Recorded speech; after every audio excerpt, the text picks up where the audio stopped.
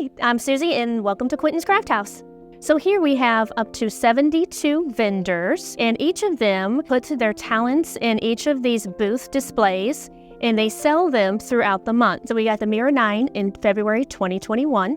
We quickly outgrew that one and needed a second one, so we got the 7 a year later.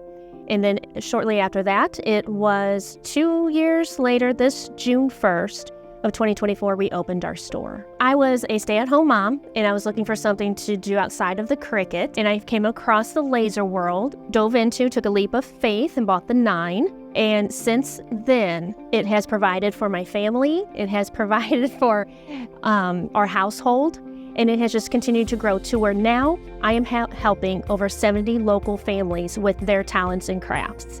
So it has not just helped me, but so many more.